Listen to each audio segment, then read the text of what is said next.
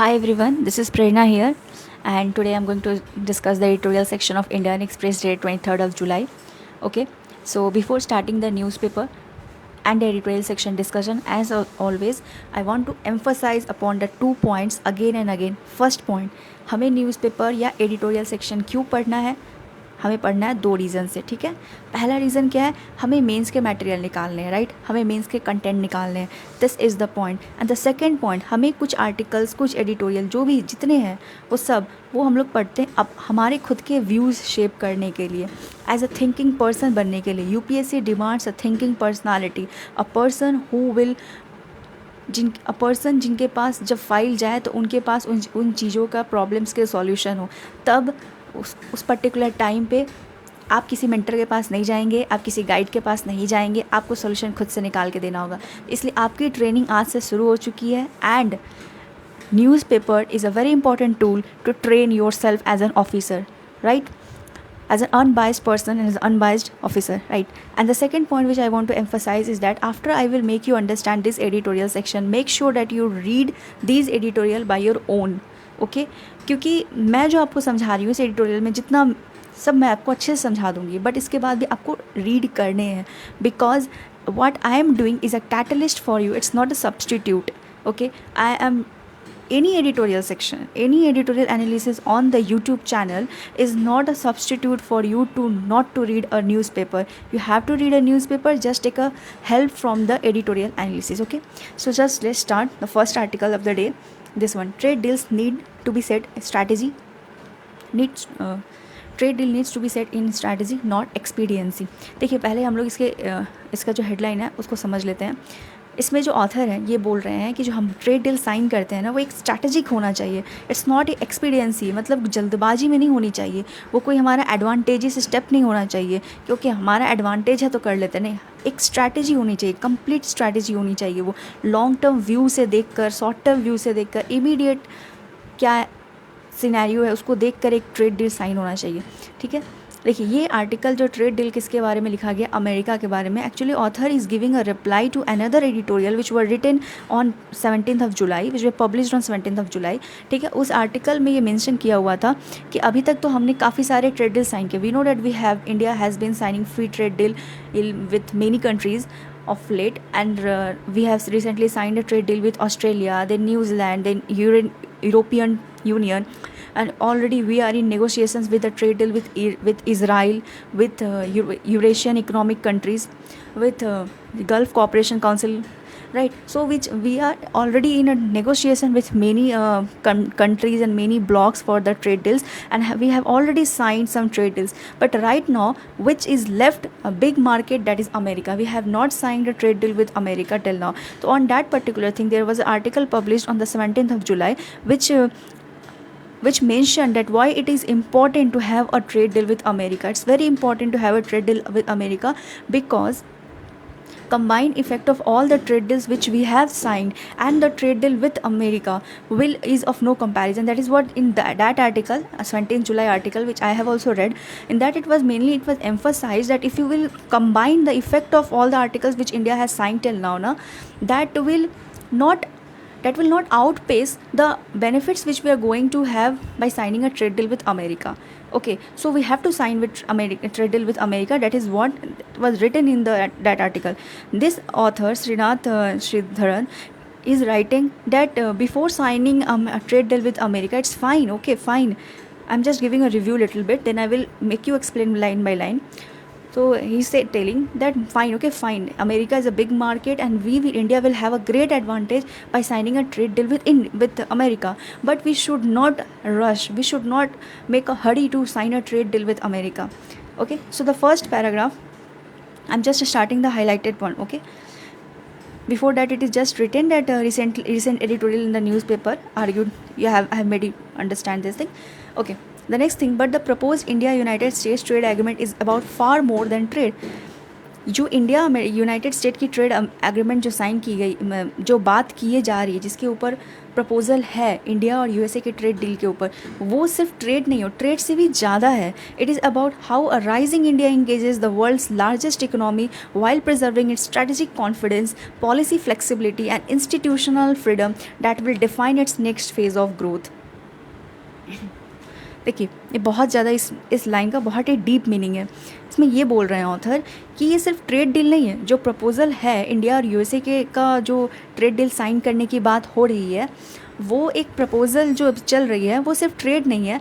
वो ये है कि कैसे एक राइजिंग इंडिया जो है वो दुनिया की सबसे लार्जेस्ट इकोनॉमी अमेरिका के साथ ट्रेड डील साइन करते वक्त, उस ट्रेड डील के तहत वो अपनी स्ट्रैटेजिक कॉन्फिडेंस को भी मेंटेन रख रही है. मतलब वो किसी तरह का कॉम्प्रोमाइज़ नहीं कर रही है.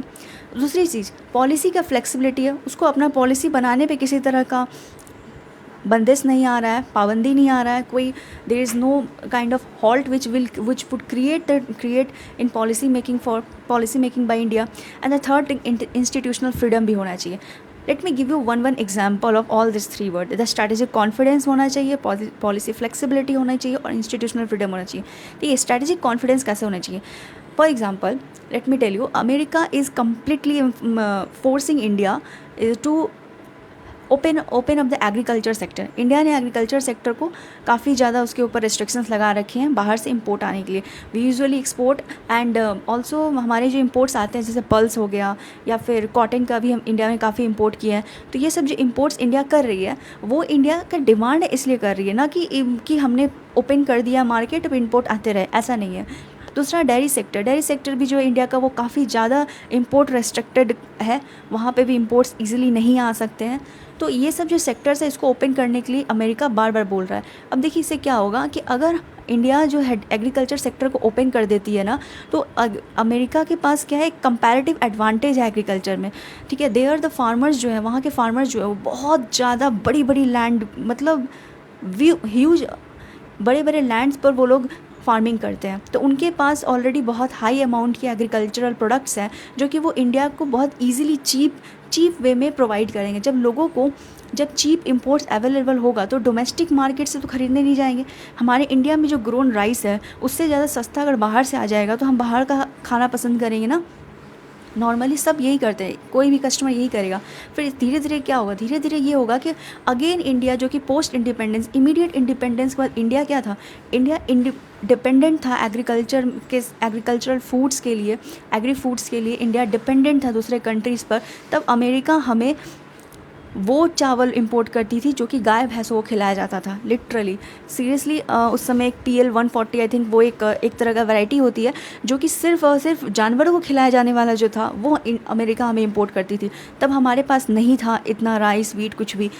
We worked very hard. ठीक है, from green revolution to everything India has been working very hard.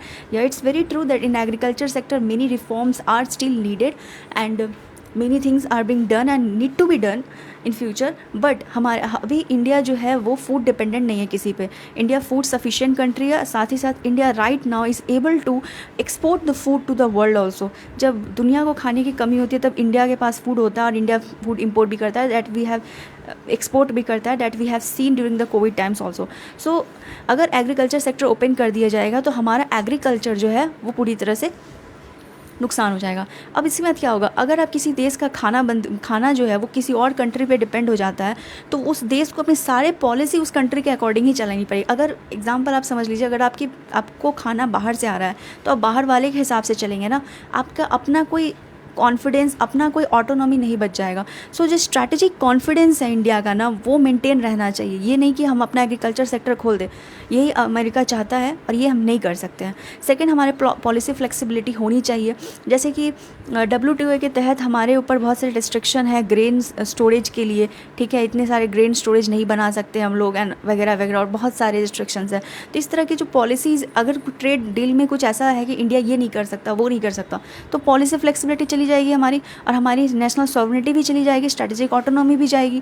Second and third thing, institutional freedom. मतलब इंडिया के जो इंस्टीट्यूशंस हैं, मिनिस्ट्री ऑफ एग्रीकल्चर हो गई, इंडिया की FCI हो गई, इंडिया के अदर अदर जैसे नाबार्ड है, वो रूरल क्रेडिट देती है, ठीक है, गांव में रूरल क्रेडिट प्रोवाइड करती है। तो जितने भी इंस्टीट्यूशंस हैं, ठीक है, अलग अलग इंस्टीट्यूशंस हैं। I am giving with example of agriculture only, but you can take it for different sectors also, okay, because the trade deal is not only about the agriculture, trade deal is about the many other sectors. So सारे के सारे sectors में भी कहीं पे भी India को ऐसा नहीं होना चाहिए कि उसके इंस्टीट्यूशनल की फ्रीडम चली गई कि वो ऐसे काम ना करके ऐसे ही काम करेगी, ऐसा उस ट्रेड डील में नहीं होनी चाहिए। सो इंडिया जो कि दुनिया की सबसे अभी राइजिंग इकोनॉमी है, एक राइजिंग इकोनॉमी कैसे एक दुनिया की सबसे लार्जेस्ट इकोनॉमी से इस तरह इंगेज करे ताकि उसकी स्ट्रैटेजिक कॉन्फिडेंस मेंटेन रहे, उसकी पॉलिसी फ्लेक्सिबिलिटी मेंटेन रहे, उसकी इंस्टीट्यूशनल फ्रीडम मेंटेन रहे, ओके।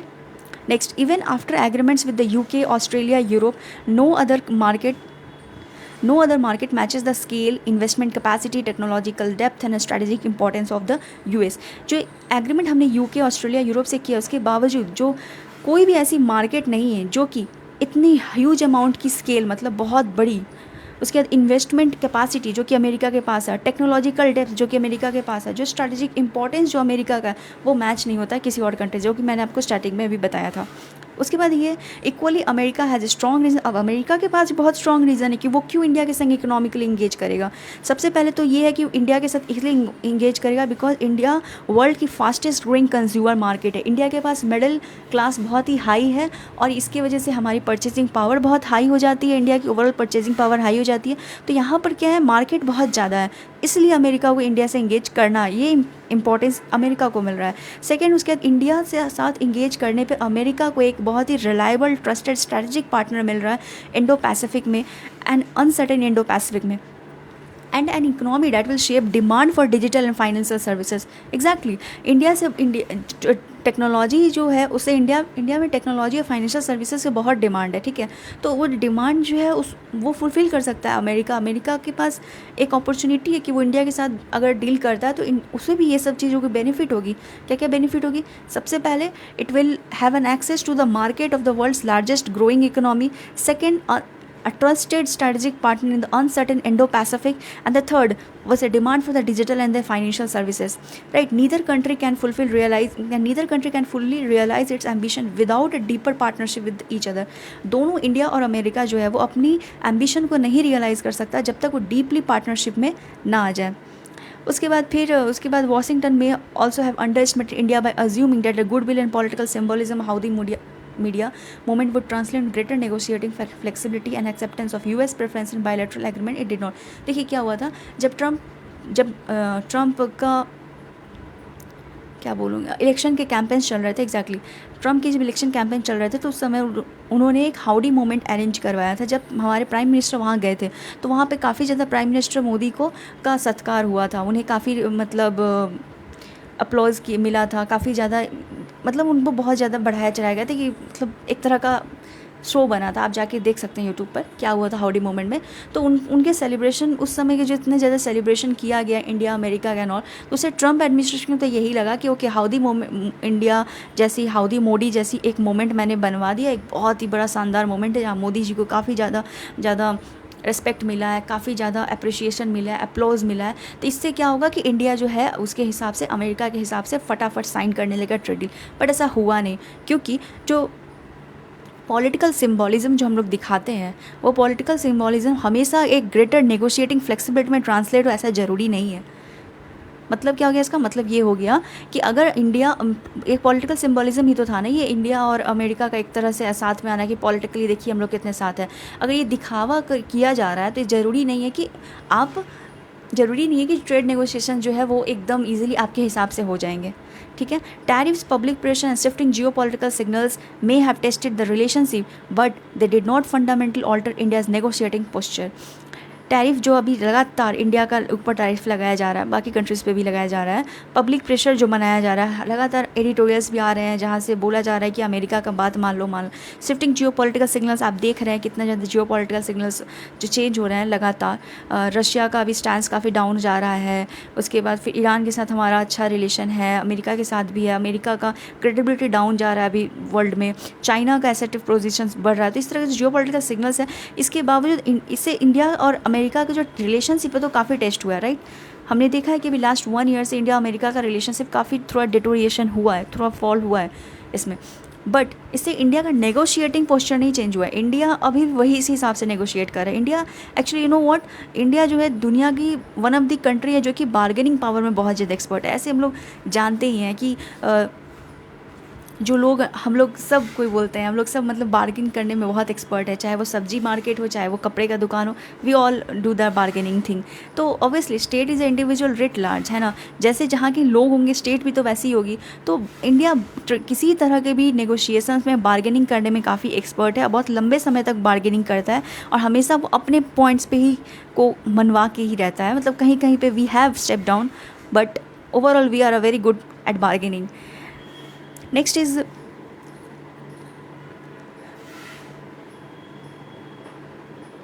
देखिए उसके बाद लिखा हुआ है ये कि but they did not fundamental alter India's negotiating posture, reminding both capital that political chemistry has its limit.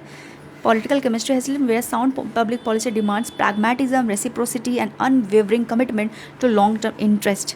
इसमें यही बोला जाए कि पॉलिटिकल केमिस्ट्री जो कि ये हमारे प्राइम मिनिस्टर और ट्रंप में था, काफ़ी ज़्यादा दोस्ती भाईचारा ये सब, उसकी एक लिमिट है। आप कंट्री लेवल पर नेगोशिएशंस नहीं कर सकते हैं उसको कि ठीक है दो लीडर्स के बीच काफ़ी अच्छा घनिष्ठता है, तो इसका मतलब ये नहीं है कि नेगोशिएशन ट्रेड डील्स भी वैसे हो जाए।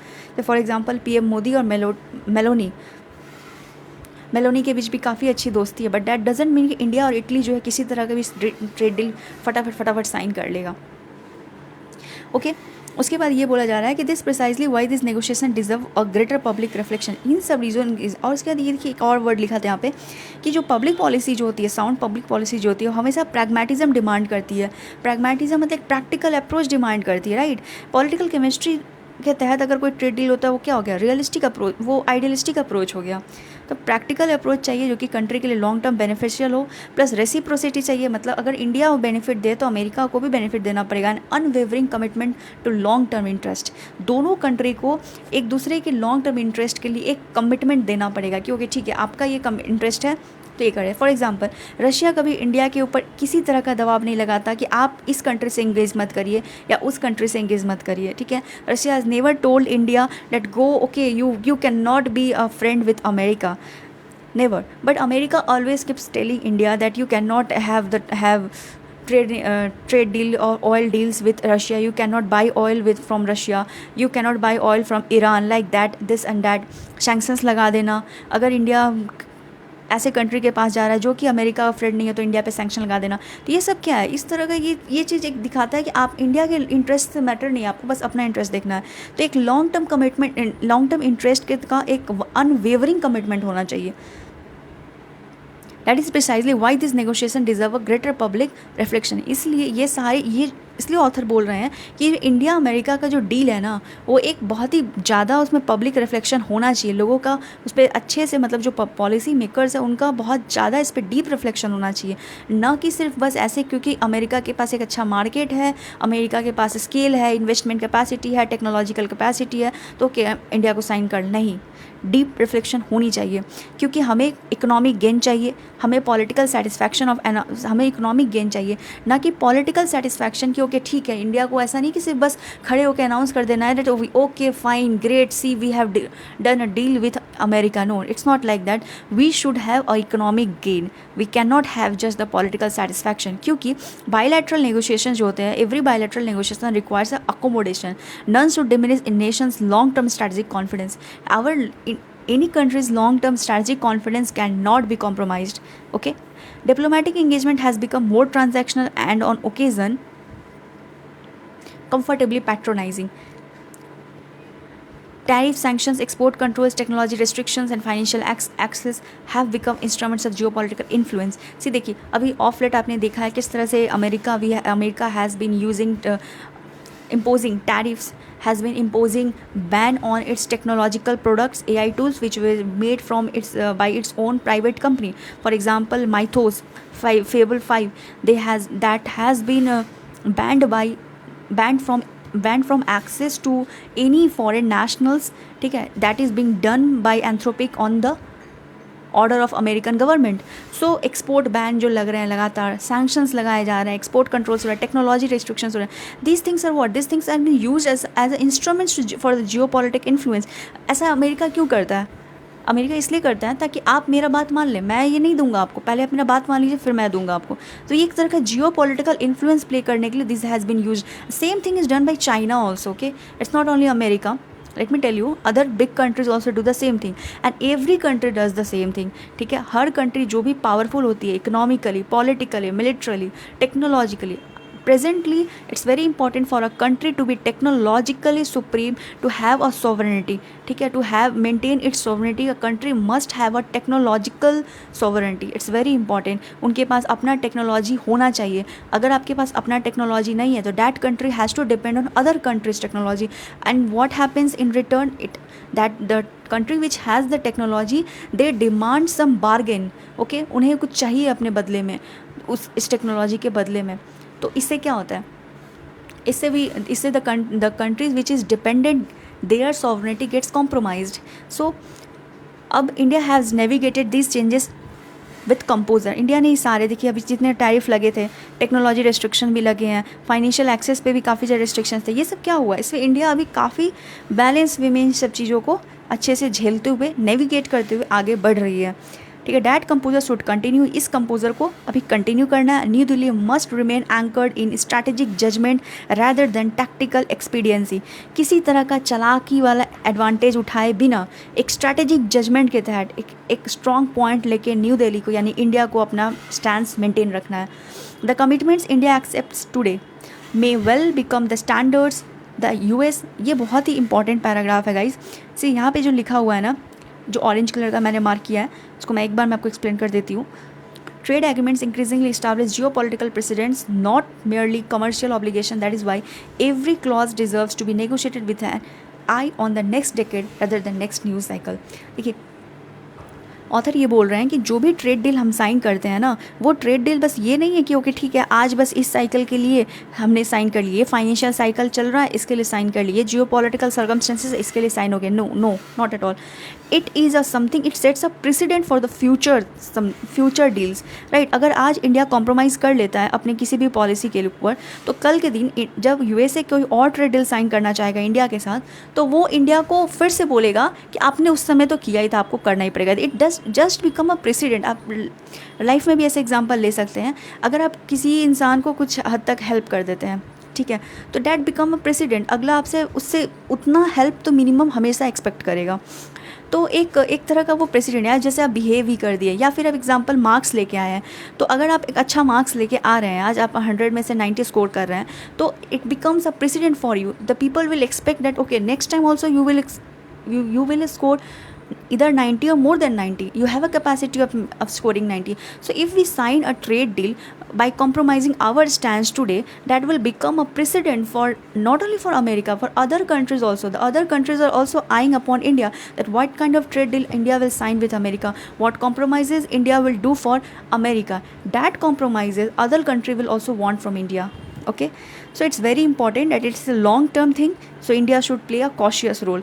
The concerns over forced labor should also prompt, यहाँ पे ये लिखा हुआ है कि अभी रिसेंटली क्या हुआ है, 12.5% की टैरिफ अमेरिका ने इम्पोज किया 60+ कंट्रीज़ के ऊपर, around 60 countries I think, for on the pretext of the forced labour.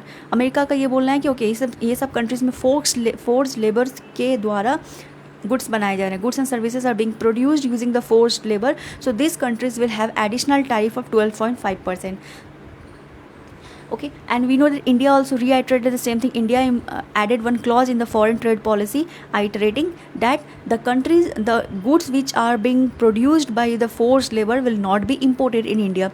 So यहाँ पर ये ऑथर ये बोल रहे हैं कि जो forced labor का जितनी भी सिचुएशंस है इंडिया में, उस पर इमीडिएटली एक्ट होनी चाहिए and it should be stopped rather than engaging in this. Okay ठीक है, ऐसे एक तरह का मतलब जेलसी या गुस्सा नहीं हमें पालना है कि अमेरिका ने ऐसे कैसे बोल दिया। तो हमें इंट्रोस्पेक्ट करनी चाहिए कि कहाँ कहाँ फोर्स लेबर हो रहा है, उसे इमीडिएटली हटाना चाहिए, और हमें बाद में अच्छे अपने रेपुटेशन भी बनानी पड़ेगी कंट्री की कि कहीं पर भी हमारा फोर्स लेबर नहीं हो रहा है। And the last paragraph, equal care is required in areas extending beyond merchandise trade. Merchandise trade मतलब गुड्स के related trade. Labour mobility, digital trade, data governance, emerging technology, इन सब पर इंडिया को अपने ट्रेड डील के समय ध्यान देना पड़ेगा. The defining lesson of contemporary geopolitics is unmistakable. Technology that a nation does not own can one day be use to influence, constrain और coerce it. See what I have told you right now only, मतलब मेरा knowledge नहीं है, obviously newspaper पढ़ के मैं आपको बता रही हूँ. यहाँ पे ये जो पर्टिकुलर लाइन है guys, you can use it in your essay, you can use it in your mains. Which line? This light blue colour line, this one. The technology that a nation does not own, वो technology जो कि एक देश own नहीं कर सकता है, one day उसी टेक्नोलॉजी को यूज़ किया जाएगा आपको इन्फ्लुएंस करने के लिए, आपको कंस्ट्रेन करने के लिए, आपको रोकने के लिए और आपको कोर्स करने के लिए, मतलब आपको फोर्स करने के लिए यूज़ किया जाएगा. ठीक है, जैसे कि अभी रिसेंटली हुआ है. उसके बाद trade agreements must preserve India sovereign ability to govern its data. हमें अपना डेटा नहीं दे देना है, इस बात का हमें ध्यान रखना है कि हमारा डेटा हम खुद अपने कंट्रोल करेंगे. रेगुलेट इट्स डिजिटल इकोनॉमी, जो हमारी डिजिटल इकोनॉमी उसे हम खुद रेगुलेट करें और हम अपना टेक्नोलॉजिकल फ्यूचर को शेप कर पाएँ, इस पर भी हमें ध्यान देना है. The same discipline should guide India's approach to food and energy security. और इसी तरीके से यही अप्रोच इंडिया को रखना है फूड और एनर्जी सिक्योरिटी में. उसके बाद ऑथर लिखे हैं, the agreements of this consequence acquire greater durability and a public confidence when subject to scrutiny before becoming binding national commitments. Such scrutiny strengthens international agreements by giving them wider political ownership and democratic legitimacy. मतलब to the point यही बोल रहा हूँ sir कि अच्छे से trade deal को scrutinise करके आपको साइन करनी है. ठीक है, ऐसा हमारे डेमोक्रेटिक लेजिटिमेसी मेंटेन रहनी चाहिए, हमारी पॉलिटिकल ओनरशिप भी मेंटेन रहनी चाहिए, और we should negotiate for the economy we aspire to become, not merely the economy we happen to be. मतलब ये लास्ट कंक्लूडिंग लाइन है. इट्स वेरी इंपॉर्टेंट कि हम जो ट्रेड डील साइन करेंगे उसमें हमें इस बात का ध्यान रखना है कि हम कैसी इकोनॉमी बनना चाहते हैं, ना कि राइट नाउ अभी हम लोग ऐसे इकोनॉमी है तो इस तरह का साइन कर लें. नहीं, अभी तो है जो है तो है, बट हम एस्पायर कर रहे हैं ना, तो हमें ऐसे ट्रेड डील साइन करनी चाहिए जिससे हमारी इकोनॉमी को बेनिफिट हो, जिससे हम ग्रो कर सकें. आज जहाँ है वहाँ से जहाँ जाना चाहते हैं वहाँ पहुँचने के लिए वो ट्रेड डील हमारा हेल्प कर सके. ओके गाइस, ये आर्टिकल काफ़ी बड़ी हो गई है, मतलब आर्टिकल तो छोटी थी, मैंने एक्सप्लेन करने में काफ़ी टाइम ले लिया, बट ठीक है. अच्छा, तो इसमें बहुत सारे अच्छे वर्ड्स हैं. आप ज़रूर मैं ये भी आपको बताती हूँ हमेशा से कि आप एक वर्ड्स का अपना एक रिपोजिटरी तैयार करें. ठीक है, अच्छे वर्ड्स का तैयार करें, क्योंकि जैसे हमें कुछ मतलब लिखना होता है ना, तो हिंदी में तो हम लोग जानते हैं, बस उसके इंग्लिश वर्ड्स हमें भी याद रहने चाहिए, राइट. तो इसके लिए इसमें बहुत अच्छे सारे वर्ड्स हैं, आप जब पढ़ेंगे उसको सर्कल करिएगा. जैसे स्ट्रैटेजिक कॉन्फिडेंस हो गया, पॉलिटिकल केमिस्ट्री हो गया, फिर उसके बाद शिफ्टिंग जियो पॉलिटिकल सिग्नल्स हो गए. ठीक है, लाइक दैट आप इन सब का एक लिस्ट बना लीजिएगा. चलिए दूसरे आर्टिकल को पढ़ते हैं हम लोग. जो इंपॉर्टेंट आर्टिकल्स है मैं पहले आपको वो एक्सप्लेन करती हूँ, फिर ये वाला भी मैं आऊँगी. ये देखिए, ये बहुत ही इंपॉर्टेंट आर्टिकल है. यहाँ पर क्या दिया हुआ, AI future needs a responsible data centre regulation. इसमें मैं ज़्यादा टाइम नहीं लूँगी, मैं आपको शॉर्ट में एक्सप्लेन कर देती हूँ. देखिए, सबसे पहले मैं आपको बता दूँ, AI जो है, AI के लिए डेटा सेंटर्स बनाने पड़ते हैं हर जगह पर, मतलब डेटा सेंटर्स बनाने की रिक्वायरमेंट है. अब बात ये है कि जो डेटा सेंटर्स होते हैं वो वाटर गजलिंग सेक्टर है ये. ठीक है, इसमें पानी की बहुत ज़्यादा ज़रूरत है. प्लस एक्सपर्ट्स का ये भी बोलना है, the expert says that there is a huge impact on the environment where the this data centres are being established. That's why the infrastructure gets impacted and the people gets impacted. Also, the one more important point is that these data centers are not labour intensive market. Okay, ऐसा नहीं कि data centres में बहुत सारे labours का लोगों के लिए एम्प्लॉयमेंट जनरेट हो रहा है. No, it is not a labour intensive market.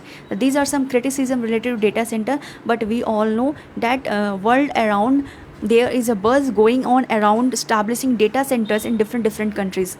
Okay, so starting from the New York recently has cancelled the construction of a large new data centers. Then the author has given lots and lots of example over here. Okay, the example, each and every, you can read it by yourself. Each and every example just stated that how the data centers has either been abolished, okay, its creation has either been abolished, or it has been told to come up with a comprehensive framework before establishing a data center there. Now author is starting with India. In India there is hardly any critical political discourse on responsible development of AI data center. Critical political discourse का क्या मतलब होता है? It's a very important and good word. Critical का मतलब होता है एक क्रिटिकल मीन्स होता है कि आप जहाँ पे पॉजिटिव नेगेटिव दोनों जानते हैं। डिस्कोर्स का मतलब होता है बातें, पॉलिटिकल का मतलब आप जानते हैं पब्लिकली जो बाहर लोगों में चल रही है, पब्लिक डोमेन में बातें चल रही है, पॉलिसी मेकर्स के बीच बातें चल रही है, मिनिस्ट्रीज़ के बीच बातें चल रही है। तो जो क्रिटिकल पॉलिटिकल डिस्कोर्स है, ठीक है, उसमें ये बात नहीं चल रही है कहीं भी कि एक रिस्पॉन्सिबल एआई डेटा सेंटर का डेवलपमेंट किया जाएगा। कि रिस्पॉन्सिबल का मतलब क्या होगा, एक ऐसे data centre which is not going to harm people around, people who has settled around that centers, and also it's not going to impact our environment also, and it should not have any other impact on our country. That is a responsible development of AI data center. This is not in right now, there is no discourse upon this. बस उसका एक vision paper के ऊपर बस वो लिखा हुआ है, मतलब ये ऑथर बोल रहे हैं, accept in Lofty vision papers. On the ground India is actively incentivising the expansion.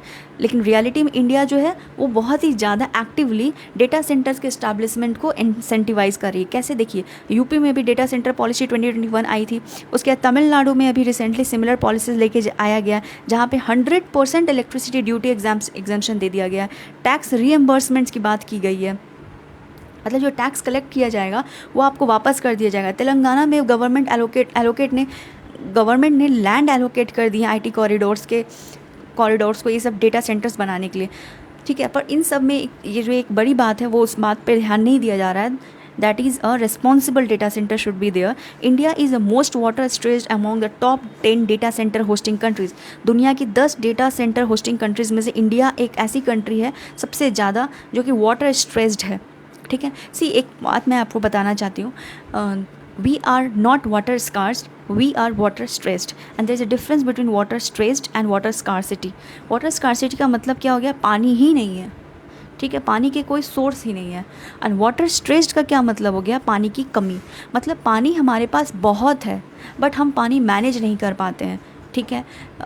There is no emphasis upon this particular thing to how to make policies to manage our water, ठीक है। अगर हम water को अच्छे से manage करेंगे तो हमारी जो वाटर स्ट्रेस्ड जो एक स्टेटस है वो ख़त्म हो जाएगी, ठीक है। From water stressed we can become a water sufficient country, so water surplus country also. तो ये भी एक अलग ही मतलब एक पॉलिसी मेकिंग के ऊपर हमारे फोकस होनी चाहिए। नेक्स्ट उसके बाद देखिए, अकॉर्डिंग टू वन रिपोर्ट, ये जो रिपोर्ट दिया गया उसमें ये बताया गया कि ग्राउंड टेबल यूपी की जो उत्तर प्रदेश की ग्राउंड टेबल जो है वो काफ़ी डाउन हो गई, डिक्लाइन हो गई है। पहले 30 मीटर डिक्लाइन थी, अब 180 से 250 मीटर नीचे जाती जा रही है। और लोगों को अब ग्राउंड वाटर से जो पानी निकाल रहे थे अब वो प्राइवेट वेंडर से पानी ला रहे हैं, ठीक है। उसके बाद डेटा सेंटर्स लेबर इंटेंसिव भी नहीं है। उसके बाद they can be run by very few employees mostly high level once fully functional. बहुत पढ़े लिखे लोगों से डेटा सेंटर हैंडल होगा। उसके बाद so any promise of bringing jobs and prosperity to the country should be measured against land, power and water they consume। देखिए ये बहुत ही ज़्यादा एक अच्छा ही लाइन है, एक अच्छी इंपॉर्टेंट बात है जो हम कहीं किसी आंसर में भी यूज़ कर सकते हैं, साथ ही साथ हम अपने नॉलेज के लिए भी इस बात को प्रायोरिटाइज़ कर सकते हैं कि कोई भी जॉब के लिए पॉलिसी बनाई जा रही है, कंट्री अगर कोई भी जॉब के लिए पॉलिसी बना रही है तो हमेशा उस पॉलिसी के तहत हमेशा ध्यान रखें लैंड, पावर एंड वाटर के साथ। मतलब आप कोई इंडस्ट्रीज इस्टेब्लिश कर रहे हैं, पॉलिसी ला रही है सरकार जो कि एक पर्टिकुलर इंडस्ट्री इस्टेब्लिश होगी, ठीक है, ताकि जॉब होगा, तो वो इंडस्ट्री लैंड कैसा यूज़ करेगी, कितना यूज़ करेगी, पावर क्या जनरेट करेगी, मतलब एनर्जी जो यूज़ करेगी, पावर कितना ज़्यादा यूज़ करेगी, and the third thing water कितना कंज्यूम करेगी, इस पर बहुत ज़्यादा ध्यान होना चाहिए। Okay, so any promise of bringing jobs and prosperity to the country should be measured against the land, power and water they consume। okay, India's AI data centre, देखिए क्यों लैंड पावर, क्योंकि लैंड बहुत ही ज़्यादा sensitive topic है हमारे लिए, Indians के लिए। कोई भी अपना ज़मीन आसानी से देना नहीं चाहता है, ठीक है। तो usually we have found that there has been mismanagement while land acquisition. अभी recently Ken Betwa water link project, जो रिवर लिंकिंग प्रोजेक्ट जो चल रहा है, उसमें भी लैंड एक्विजिशन की एक काफ़ी सारे इश्यूज़ आ रहे हैं। I don't know what's happening. So land acquisition एक बहुत ही ज़्यादा इम्पॉर्टेंट सोसाइटल प्लस इकोनॉमिकल दोनों एक इशू है, तो लैंड के ऊपर ध्यान होना चाहिए। दूसरा, पावर जो जनरेट, ऑलरेडी हम लोग पता है कि इंडिया में काफ़ी ज़्यादा अभी भी पूरी इंडिया में हर जगह पर इलेक्ट्रिसिटी नहीं पहुंची है, तो पावर जनरेशन कैपेसिटी जो है हमें उस पर भी ध्यान देना चाहिए। और प्लस एक इंडस्ट्री पावर कितना खाएगी, कितना पावर उसको चाहिए, उस पर ध्यान देकर ही हमें उसे लाना होगा। उसके बाद वाटर कितना कंज्यूम करेगी, because India is the world's largest populous country and we should be and we should have a mind about that people need water not only for their daily activities, for every other activity water is very important. So any industry which will compromise the availability of water for the people of this country shall not be prioritized. India's AI data center market currently at this, ठीक है, यहाँ पे बताया जा रहा है इतने $5.5 billion का है और 1.6 गीगावाट कैपेसिटी का है। उसके बाद जो कि अभी बढ़ाने की बात हो रही है, बोला जा रहा है कि 12 से 14 गीगावाट कैपेसिटी 2035 तक बढ़ाना है। ये सब पॉलिसी है गवर्नमेंट ऑफ इंडिया की, ठीक है। India's AI data centre market currently about 1.6 gigawatt capacity, but it set it has to be about 12 to 14 gigawatt capacity by 2035. That has been ambition of government of India. Even as definitive evidence on return on the investment from AI in business process remains inconclusive. मतलब अभी तक हमारे पास एक conclusive data evidence नहीं है कि हम AI business में अगर इन्वेस्ट करते हैं तो हमें कितना आउटपुट मिलेगा, ठीक है। The short term cost of technology are becoming clearer. जो शॉर्ट टर्म जो हम टेक्नोलॉजी में इन्वेस्ट करने पे हमें शॉर्ट टर्म जो नुकसान हो रहा है वो तो साफ साफ दिख रहा है, जैसे कि पानी हमारा वाटर जो है वो जा रहा है, प्लस सबसे ज़्यादा तो वाटर का इशू आ रहा है इसमें।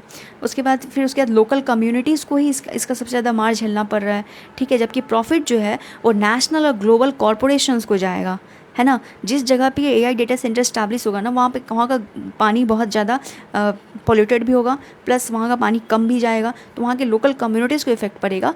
जबकि जो प्रॉफिट्स होगा वो उस कंपनी को ओन करने वाले नेशनल और ग्लोबल कॉर्पोरेशंस को जाएगा। India host 20% of the world's data but has only about 3% of the world's data centre, ठीक है। और यही एक रीज़न है कि अग्रेसिव एक्सपेंशन पे ध्यान दिया जा रहा है। दुनिया की 20% डेटा इंडिया के पास है, बल्कि एआई डेटा सेंटर सिर्फ 3% है, ठीक है। तो मतलब क्या है, यहाँ पे बहुत ह्यूज अपॉर्चुनिटी है। देयर इज़ गैप है, गैप मतलब क्या हो गया, अपॉर्चुनिटी हो गया, ठीक है। देखिए article has got completed, so let me tell you one thing, हमें कभी भी ना किसी चीज़ के ऊपर मतलब एक क्रिटिकल व्यू नहीं देना है। इस आर्टिकल में तो सीधा यही लिखा हुआ है कि एआई डेटा सेंटर जो है वो बहुत ज़्यादा नुकसान दे रहा है, नुकसान होगा उससे, इन्वायरमेंट इम्पैक्ट करेगा, लोगों पे इम्पैक्ट मतलब social impact, environmental impact, there are many other impacts and there should be a proper conclusive measures which shall be taken before। जी देखिए इतने सारे इम्पैक्ट है, ठीक है।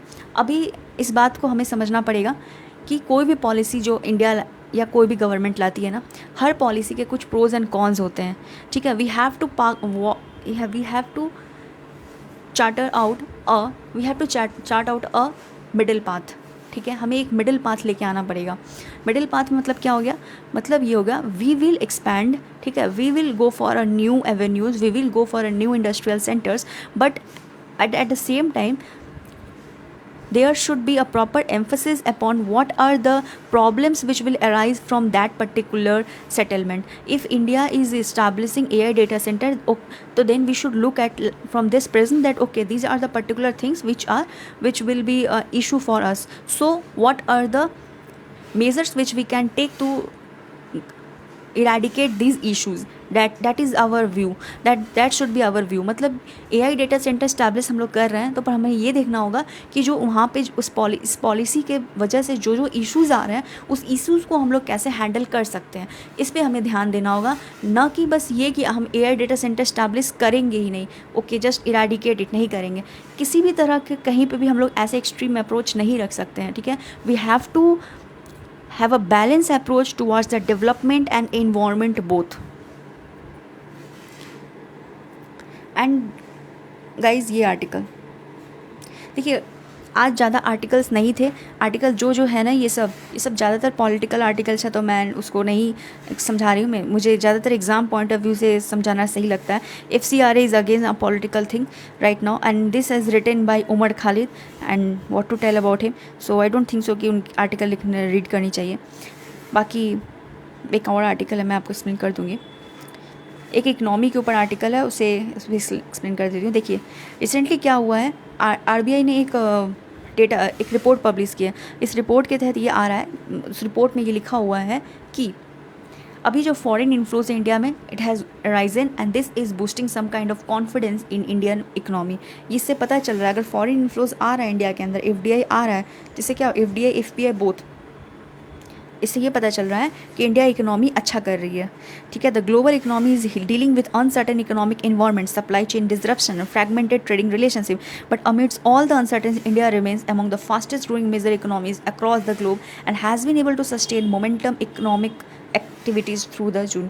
पूरी दुनिया में तो अभी बहुत अनसर्टेनिटी है, इकोनॉमिक एनवायरनमेंट बहुत ज़्यादा अनसर्टेनिटी है ना। जैसे अभी ईरान वॉर में है, ठीक है, आप तो ईरान में जाके कोई इन्वेस्टमेंट करोगे नहीं, है ना।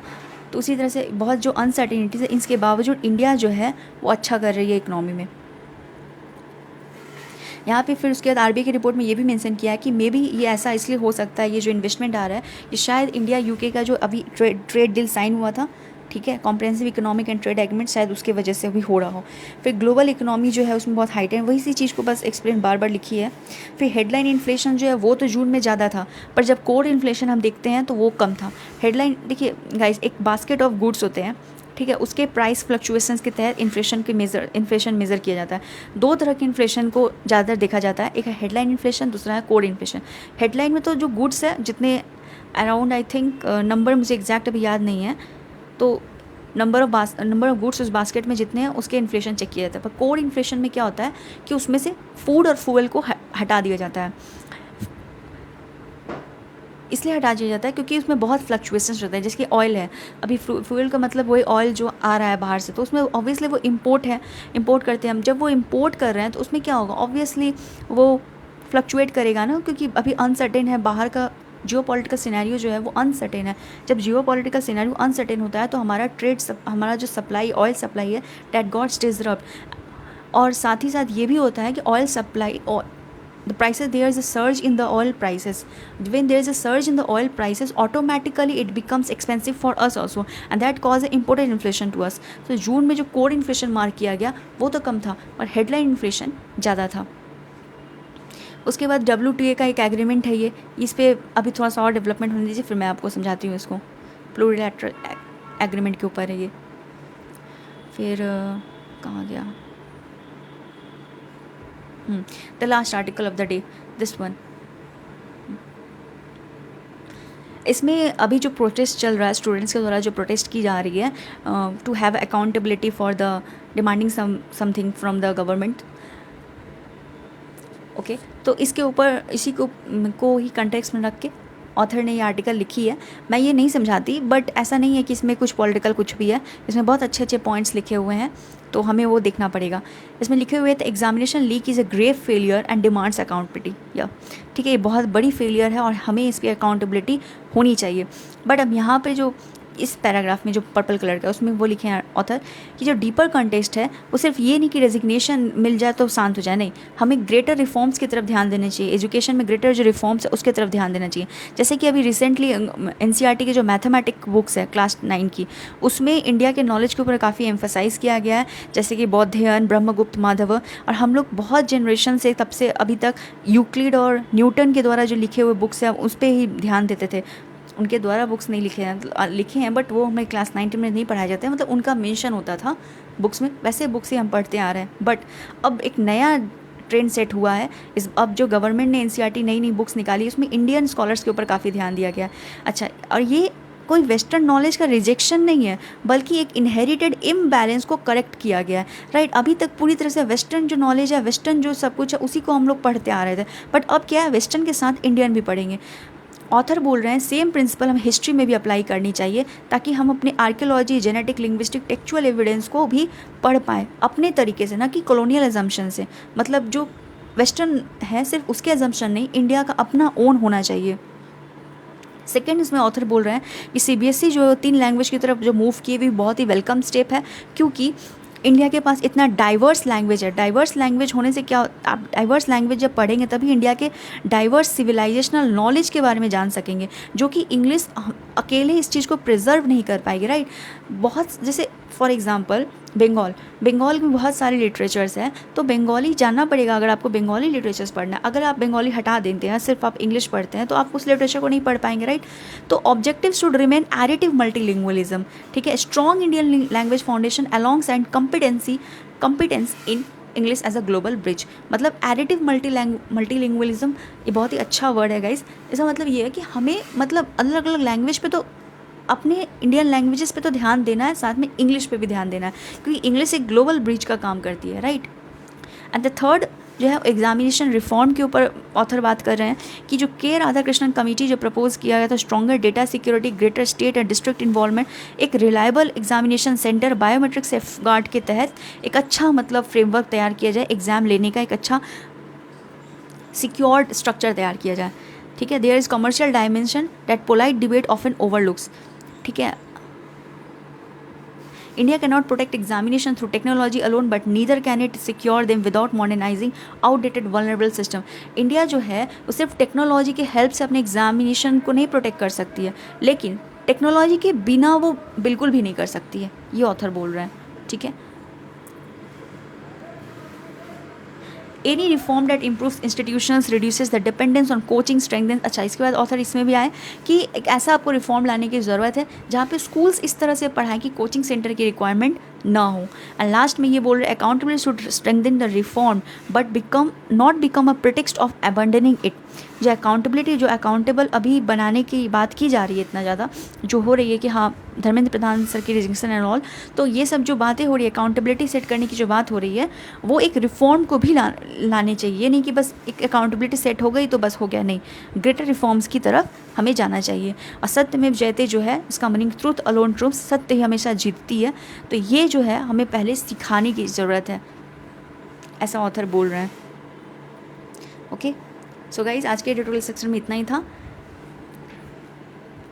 Tata, bye bye, take care and be happy and keep studying. Okay, अगर आपको स्टडी से रिलेटेड कोई दिक्कत हो रही है, कोई बात हो रही है, तो आप कमेंट सेक्शन में ज़रूर टाइप करिए, मैं आपकी हेल्प करने की पूरी कोशिश करूँगी।